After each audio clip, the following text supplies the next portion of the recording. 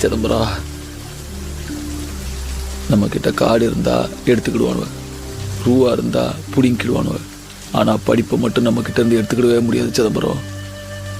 நீ அவனோட எதிர்த்து ஜெயிக்கணும்னு நினைச்சீன்னா படி, நல்லா படிச்சு ஒரு அதிகாரத்துல போய் உக்காரு. ஆனா அதிகாரத்துக்கு வந்த அப்புறம் அவனுங்க நமக்கு பண்றத நீ எவனுக்கும் பண்ணாம இரு.